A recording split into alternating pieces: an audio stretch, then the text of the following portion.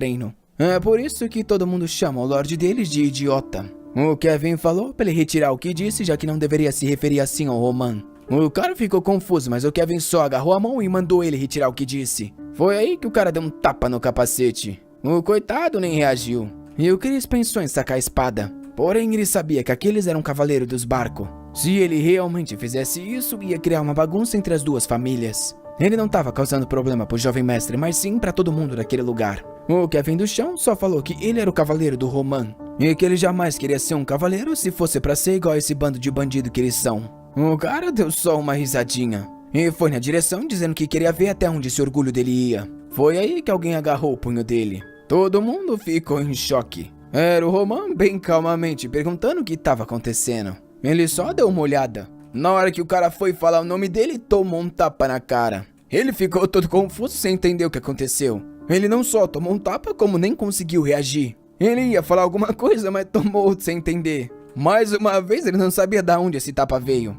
Já tá virando piada, ele ia falar de novo e tomou mais um na orelha. O coitado já tava ficando anão. E agora foi pra beijar o chão. Ele tava começando a ficar traumatizado sem saber que sequência era essa. Porém, o Roman só falou pra ele levantar a cabeça de novo. Enquanto isso, na sala tava o Anthony. Ele não conseguia entender que droga foi aquela que aconteceu. Na reunião, ele avisou Roman que se ele não aceitasse a proposta, estaria cometendo um erro irreversível. Porém, o Roman só respondeu que a fama dele já é ruim, então ter mais um ou dois humores não mudaria nada. E avisou que era melhor o próprio Anthony se comportar um pouco melhor. Ele tinha escolhido cancelar esse casamento por conta própria e não por causa daquela ameaça. Mas como os Dimitri não são mais aliados dos Lawrence, de certa forma o objetivo dele foi conquistado. Porém, a qualquer momento ele pode decidir ajudar os Lawrence e isso interferia com os barcos. E talvez ele devesse fazer isso só por causa dessas ameaças. O Roman já pesquisou bastante sobre os barcos. Eles têm uma influência com o governo central que não pode ser ignorada. Porém, é isso que eles têm e mais nada. Se realmente fosse para considerar riqueza e poder, os Dimitri são a verdadeira força no norte. Ele então perguntou pro Anthony o que ele ia querer fazer. O Anthony, com medo, só perguntou se ele não ia mais ajudar os Lawrence. E o Roman respondeu que ele estava correto. Com isso, ele disse então que era melhor esquecerem desse caso.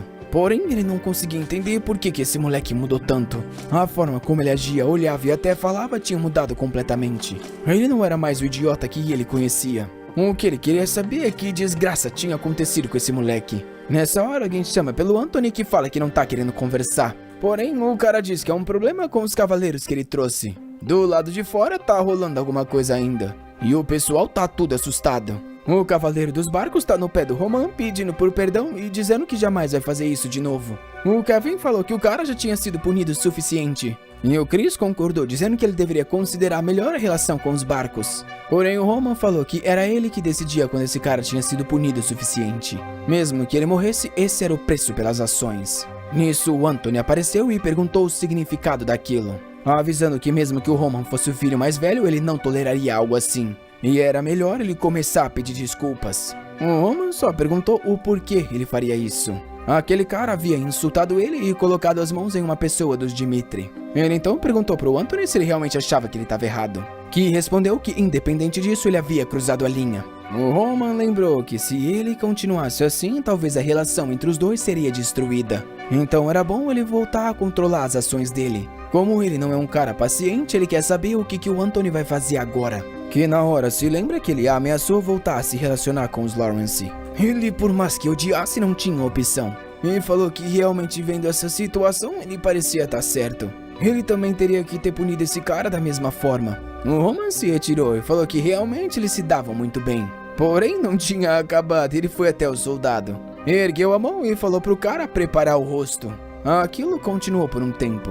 O antigo Roman era uma pessoa que todos desrespeitavam, mesmo sendo da família que é a maior potência do norte. Ele chama o Chris e o Kevin e diz que eles estão indo embora. Só que agora, todo mundo que estava presente não tinha escolha a não ser reconhecer que o idiota que eles ouviram falar não existia mais. No caminho de volta na carruagem estava um silêncio. E o Kevin pediu desculpas já que o Roman havia sido insultado por culpa dele. E o Chris pediu desculpas por não ter feito nada quando eles falaram mal dos Dimitris. O Roman só ficou em silêncio por um segundo. Ele falou que sabia que não deveria ser fácil para eles aguentarem isso até ele chegar, então foi um bom trabalho que eles conseguiram resistir. Ser precipitado só teria levado as coisas ao pior caso, porém, essa não é a resposta que ele queria. já que ninguém no norte inteiro deveria ter a coragem de colocar a mão na família Dimitri. Eles teriam que se lembrar do rosto daqueles caras e jamais os perdoarem. Isso porque o Roman não aceita que ninguém esteja acima dele. E os únicos que podem o seguir são aqueles que estão acima de todos os outros. E eles teriam que se adaptar para viver assim. Já de volta na mansão dos Dimitris, alguém entrega papéis sobre a família Barco. É o Hansi que avisa que ultimamente esses caras vêm tomando umas ações esquisitas. O Roman já sabe que os barcos apareceram na região norte há mais de 100 anos. Porém, só começaram a ganhar relevância quando uma pessoa da família entrou no governo central. O Roman comenta que a força militar deles é bem mais fraca do que ele pensou. O Hansi concorda, falando que é até estranho que o status deles sejam tão grande, considerando que eles são fracos assim. O Roman fala que isso prova então o quão forte é o governo central. O continente Salamander tem 6 reinos e Cairo é o menor e mais fraco. Isso porque ele é cercado por todos os outros, então desde o passado sempre foram atacados. Por causa dos fortes inimigos nas bordas, eles foram obrigados a se juntar ao governo central para conseguir sobreviver. Isso porque a autoridade deles no recrutamento é absoluta. Se uma família negra o recrutamento, na hora tropas são enviadas para aquele lugar. Depois que o reino é tomado, as terras são divididas com aqueles que participaram dessa contestação. O Roman acredita que é por isso que os barcos atualmente sejam tão influentes. E o Hansi fala que, pelo visto, só pode ser isso. E agora eles já sabem como eles conseguiram um grande empréstimo do banco.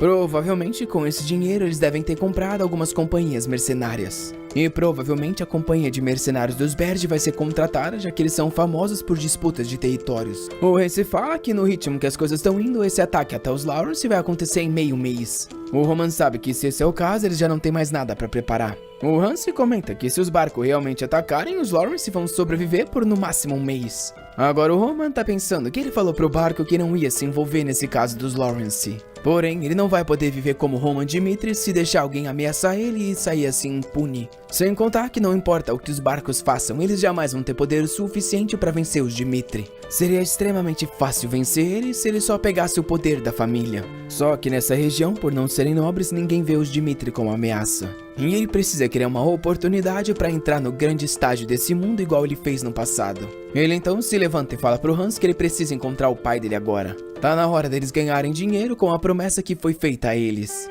A cena muda para um monte de gente assustada na cidade. E um cara de armadura todo ensanguentado chegando. É o mercenário de rank B, Lucas, que diz que pelo visto os Dimitris não mudaram nada. A cena muda para um ferreiro. O cara fala que os itens dele estão destruídos. E pergunta pro Lucas se a luta realmente foi tão difícil assim. Ele responde que foi difícil porque os caras que estavam com ele era burro pra caramba e quase que todo mundo morreu. O ferreiro diz que essa espada é de baixa qualidade e pergunta onde ele comprou isso. Ele falou que teve que pegar uma de uma loja lá qualquer e quase perdeu a vida por isso. O velho fala que ele deveria saber que os melhores itens e armas sempre são feitos pelos Dimitri. O Lucas se levanta e diz que disso ele já sabe e é por isso que tá ali pra pedir um conjunto completo. Pra ele não importa quanto tempo vai demorar, já que ele vai ficar se recuperando aqui nos Dimitri. Ele já tá cansado do campo de batalha. É aí que ele vê um pessoal se reunindo dando uma olhada nos panfletos. E se pergunta por que parece todo mundo tão animado. Normalmente isso só acontece quando tem guerra ou algum trabalho muito bom. Ele decide então dar uma olhada. E lá tá um aviso de recrutamento. O aviso só falava que a pessoa precisaria ser saudável e ter o desejo de ficar mais forte. Haviam 30 vagas e o salário seriam 8 pratas por mês. O Lucas pensa que, considerando que uma família de 5 pessoas vive com 5 pratos, tá bom até mesmo considerando os riscos. Isso se não fosse por essa tal condição especial. A pessoa pertenceria ao Roman Dimitri e não à família toda. E só deveriam colocar o nome àqueles que estariam dispostos a arriscar a vida por ele. O velho ao lado diz pra ele nem sonhar, já que centenas aplicaram. O Lucas dá risada e fala que ele é um mercenário de rank B, pra ter alguém como ele é no mínimo 50 pratas. Mas é aí que ele nota o que o cara falou. E pergunta se realmente centenas de pessoas já se registraram. O velho diz que sim, todo mundo que vê o anúncio já sai correndo. O Lucas então pergunta por que tá todo mundo tão ansioso pra trabalhar com o idiota dos Dimitri. Imagina o sofrimento que um soldado ia sofrer por estar com um idiota como esse. Na hora todo mundo ficou em silêncio. E o cara só falou que ele não devia estar muito informado, já que era uma pessoa de fora. O Lord Dimitri tinha acabado com os presas de sangue e estava cuidando do povo dele. Ninguém acreditou no começo até que ouviram o que o Clark falou. Isso porque, desde que o filho do Clark se tornou um dos subordinados do Roman, a família dele inteira mudou. Ele se pergunta qual era o nome do garoto mesmo. E aí se lembra que era Kevin. Um pouco antes na mansão, o Kevin perguntou por que queria ter uma folga. Porém o Roman só falou que folgar fazia parte do treino, então ele tinha 3 dias para descansar. Era uma recompensa pelo trabalho duro, então ele deveria aproveitar um tempo com a família. O Kevin só agradeceu. Porém, para ele, folgar agora era esquisito, já que antigamente ele não conseguia nem sobreviver mesmo trabalhando todo dia. Ele ficou se perguntando como é que estava a família, já que ele estava um tempão no castelo. No caminho, o Hans encontrou ele, entregou umas roupas e falou que o Lord Roman havia mandado preparar aquilo antes que ele fosse encontrar a família. Além disso, ele mandou um dinheiro para que ele comprasse alguns presentes antes que os encontrassem. A partir de agora, ele iria receber 30 pratas por mês, então poderia mimar um pouco os pais dele. E agora ele estava todo fofinho, andando pela cidade reluzente. Ele nunca tinha vestido roupas tão boas e se sentido tão calmo. Sem contar que era a primeira vez que ele estava trazendo um pão fresquinho para a família dele. Ele estava animado, já que a irmã dele sempre falou que era o sonho dela comer um pão fresco.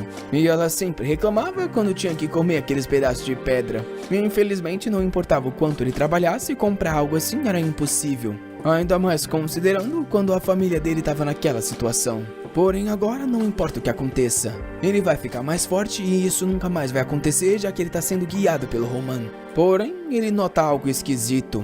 A mãe dele tá bem tranquila. O pai tá até comendo rosquinha e a irmã brincando com as flores. Ele não tinha ideia de que eles estavam vivendo assim. Ele imaginou que eles tinham sido enviados para um lugar melhor, mas não tão assim. E nessa hora eles chamaram pelo Kevin. Todo animados, eles abraçaram o garoto e falaram que estavam com saudades. Ele ia perguntar da casa, mas o pai falou que foi o Hans que entregou aquilo para eles cultivarem. Sem contar que os cavaleiros da cidade também ajudaram com toda a mudança. Do nada, o Kevin começou a chorar e agradeceu o Lord Roman. Porém, foi aí que o pai notou algo. Ele viu o tapa na cara do garoto e perguntou o que era aquilo, querendo saber se o Roman tinha batido nele. Ele explicou que não, na verdade não foi isso. Porém, a mãe falou que ele não precisava mentir. Ele empurrou ela e falou para nem pensar nisso porque o Roman não era esse tipo de pessoa. E foi aí que ele decidiu explicar a verdade. E o pai dele comentou com os amigos no bar, que ficaram assustados ao saber que o Roman bateu em um cavaleiro dos barcos só por causa de um insulto. Na cidade, todos sabiam que os Clark estavam vivendo bem melhor, já que o filho dele estava trabalhando para o Roman.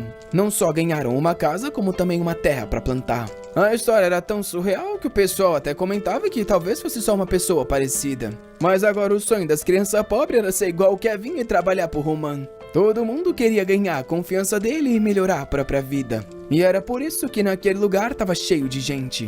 O Lucas não conseguia acreditar em nenhum desses incidentes. O Roman Dimitri que ele viu em um cassino 2 anos atrás jamais faria algo assim. Aquilo fez ele se perguntar o que aconteceu nesse tempo. Mas ele estava curioso, então queria dar uma olhada. Já na casa, alguém comentava que as preparações estavam indo corretamente. Eles proveriam parte dos soldados, porém o Lord Roman cuidaria de todo o processo. Porém, o cara perguntou se ele realmente estava ok com isso e falou que era a última chance de poder desistir. Isso porque desenvolver um exército que depende de uma pessoa é extremamente perigoso. Porém, o Romero comentou que quando ele ouviu falar que o Roman ia participar da reunião social, ele achou que o garoto iria se juntar com os barcos para tirar o irmão dele mais novo da sucessão. Porém, o que ele fez foi ir contra o Anthony e espancar os cavaleiros dele. Mesmo sabendo que o irmão dele poderia se juntar com os barcos e isso acabaria com a chance dele de sucessão. Aquilo fez o Romero perceber que o filho dele tinha começado a viver da forma que ele queria desde aquele incidente com os presas de sangue. E ele, como pai, tá curioso para saber o que ele quer conquistar. O Jonathan disse que tudo bem, ele entendeu então. O Romero pergunta se eles têm pelo menos 50 pessoas registradas, já que com menos que isso seria difícil fazer um exército. Porém, o Jonathan diz que até agora já foram mais de 500 pessoas. Obviamente que o pai não tem ideia do porquê disso. E a cena muda pro dia do recrutamento. Todo mundo lá tá ansiosamente esperando o que vai acontecer. E o Chris vai no fundo e chama pelo Roman. E avisa que todas as preparações pro teste agora já estavam completas. Um dia antes do teste. Em um bar, o Alec está enchendo a cara, dizendo que a cerveja preta dos Dimitri realmente é sempre a melhor. Porém, ele não consegue acreditar. Realmente tem muito mais aplicantes do que ele imaginava. Sem contar que tem uns 3 caras barulhentos no canto. Pela placa de cobre do lado da coxa, ele sabe que aqueles são ao menos mercenários de rank C. Uns outros que estão no balcão claramente têm experiência de combate. Considerando a quantidade de bares que deve estar cheio de gente assim, o nível dos aplicantes estava muito mais alto do que ele esperava. Porém, isso não faz sentido, já que para pessoas experientes deveria ter um trabalho melhor do que esse. Ele não sabe se é a curiosidade ou o que, mas ele não consegue entender. Nisso ele escuta um cara perguntando pro amigo se ele não ia se tornar um soldado dos Lawrence. O cara diz que sim, já que lá é a casa natal dele. Porém, depois de ver o Dimitri acabando com os presas de sangue, ele acabou mudando de ideia. Todo mundo que não viu diz que é mentira, porém ele estava naquele dia no meio da praça, quando o Dimitri apareceu coberto em sangue e arrastou o líder dos caras pelo cabelo. Para ele foi inacreditável pensar que o Dimitri veio lá do território dele só para matar esse cara na frente de todo mundo por ter mexido com o povo dele. A cena daquilo não saía da cabeça dele. Um monte de gente nega o incidente e fala que isso é mentira. Porém, ele estava por lá para ver em primeira pessoa que o Dimitri não era o fraco e idiota que todos os rumores falavam. Ele realmente era um líder que lutava pelo povo dele. E é por isso que ele tá ali para ganhar residência nos Dimitris e virar um dos subordinados dele. O Lucas entendeu que o garoto queria dizer é que valia a pena dedicar a vida por essa pessoa. Talvez toda essa comoção realmente não fosse coincidência. De volta no dia do grande teste. Tava todo mundo lá animado e conversando, enquanto Lucas agora estava indeciso sobre qual escolha ele deveria fazer. Ele sabe que os mais fortes daquele lugar, assim como ele, ainda tem dúvidas sobre os rumores. Isso quer dizer que a escolha só pode ser feita quando ele vê o verdadeiro Roman. De repente, todo mundo fica em silêncio. É porque tinha alguém se aproximando. Obviamente que era o nosso garoto todo armadurado. Ele foi passando e todo mundo se curvando. O Lucas notou que nenhum comando foi dado, mas mesmo assim todo mundo abaixou a cabeça.